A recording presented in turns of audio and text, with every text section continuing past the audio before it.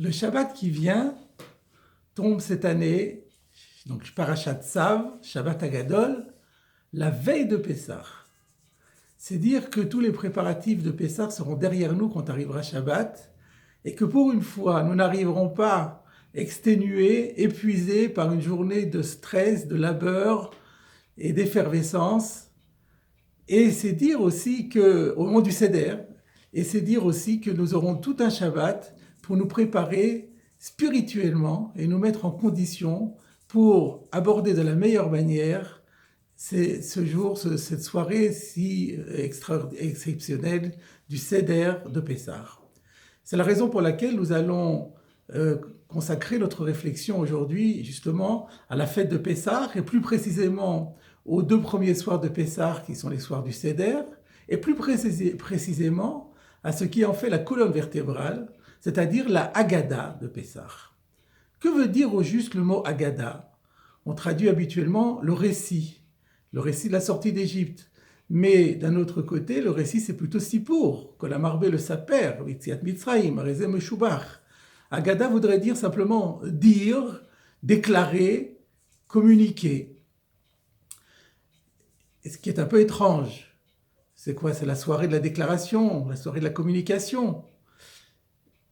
Rabbi David Abu Darham, qui était un grand maître espagnol du XIVe siècle, ou du XVe siècle, a enseigné, rapporté qu'un certain nombre de commentateurs traduisent le mot Haggadah par le mot remercier. C'est le remerciement de Pessah. Cette traduction plutôt inattendue s'appuie sur un verset de Parashat Kitavo à propos des bikurim, à propos des prémices. Lorsqu'on apportait les prémices de ces fruits au temple de Jérusalem, le verset dit, tu t'adresseras au Kohen et tu lui diras « Igadeti hayom l'Hashem Elokecha kivati el haaretz » qu'on traduit habituellement « Je déclare » Igadeti c'est Haggadah, « Je déclare que je suis arrivé, je te déclare en ce jour que je suis arrivé dans le pays que tu as promis à nos pères. » Et c'est un peu étonnant de dire pourquoi faire cette déclaration aujourd'hui, et au moment où on apporte les prémices, alors que c'est quelqu'un qui est depuis toujours en Israël.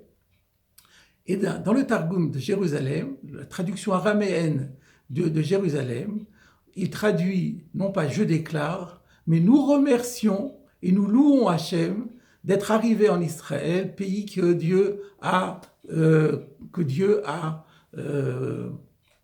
promis à nos pères. » Et ainsi, nous voyons que Haggadah veut dire remerciement.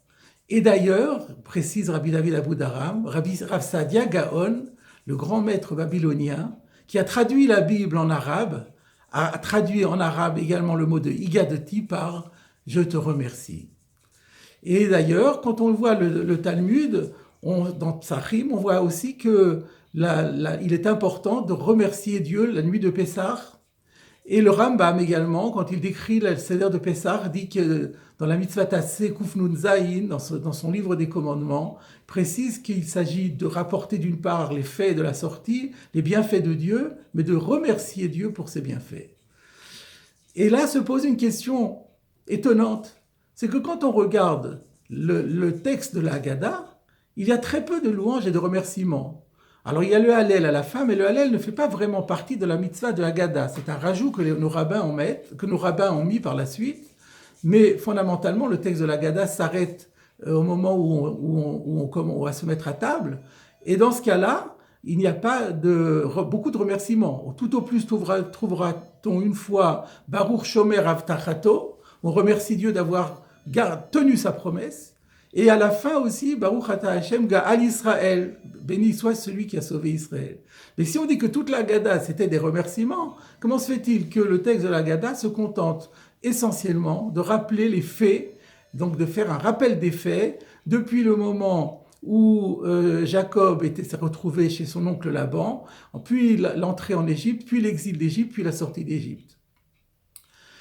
Rav Goldwirt, que j'ai déjà cité ici, le fondateur de la Yeshiva de Kerem Beyavne, propose la réponse suivante qui est inspirée par une explication de Rav Yitzhak Hutner dans son Pachat Yitzhak, qui était, et dont j'ai l'insigne honneur d'avoir été l'un des disciples, et qui fait remarquer que dans le Lashon HaKodesh, dans le langage sacré, dans l'hébreu, il y a un terme, un vocable, qui renvoie à deux concepts qui paraissent complètement éloignés l'un de l'autre. Il s'agit du mot de Hoda'a, Hoda'a, modé. Modé, ça veut dire je remercie. Modé ani lefanecha, je te remercie mon Dieu de nous avoir rendu mon âme. Chaque matin nous disons cela. Dans la Amida nous disons modim anachnu lach.